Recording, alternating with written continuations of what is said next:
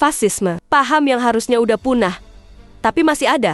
Kalau ngomongin fasisme, pasti yang kebayang itu Hitler, Mussolini, atau rezim-rezim otoriter di masa lalu. Tapi, siapa sangka, di era modern yang katanya lebih demokratis, paham ini masih bisa bertahan dengan wajah yang lebih halus. Apa itu fasisme?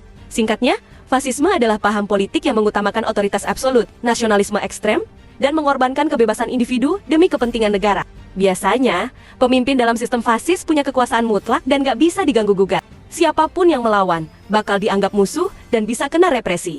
Ciri-ciri fasisme. Pertama, kultus terhadap pemimpin. Pemimpin dianggap sebagai sosok yang gak bisa salah. Semua keputusan harus diterima tanpa protes, bahkan kalau itu merugikan rakyat. Kedua, nasionalisme ekstrem. Bangsa dan negara dianggap lebih tinggi dari apapun. Rasisme, diskriminasi, dan propaganda bisa dipakai buat ngeyakinin rakyat bahwa mereka lebih unggul dari yang lain. Ketiga, anti kritik dan otoriter. Kebebasan berpendapat gak ada dalam kamus fasisme. Media dikontrol, lawan politik dibungkam, dan siapapun yang berani nentang bisa dihabisi. Keempat, militerisme dan kekerasan. Pemerintah fasis biasanya mengandalkan kekuatan militer dan polisi buat menekan rakyatnya sendiri. Kekerasan dianggap sah buat menjaga stabilitas. Kelima, ekonomi yang dikendalikan negara. Seringkali, ekonomi diatur buat mendukung kekuasaan. Perusahaan besar, proyek infrastruktur, dan sumber daya alam bisa dikuasai elit yang dekat dengan pemerintah. Fasisme di era modern. Meskipun zaman udah berubah, fasisme nggak benar-benar hilang. Sekarang, paham ini muncul dalam bentuk pemerintah yang makin otoriter dan anti kritik, sentimen nasionalisme yang berlebihan sampai menindas kelompok lain, media yang dikontrol, dan propaganda yang makin kuat.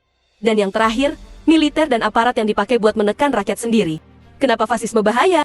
Sejarah udah buktiin, negara yang jatuh ke tangan fasisme Ujung-ujungnya bakal menderita perang, diskriminasi, hilangnya kebebasan, dan rakyat yang akhirnya hidup dalam ketakutan. Gak ada negara yang benar-benar berkembang dengan paham ini, yang ada malah jadi sarang ketidakadilan. Kesimpulannya, jangan sampai kita terlena sama narasi yang kelihatannya nasionalis dan stabil. Tapi di balik itu, ada agenda otoriter yang membungkam rakyat. Demokrasi memang gak sempurna, tapi lebih baik daripada hidup di bawah sistem yang ngontrol segalanya dan gak ngasih ruang buat kita buat bersuara.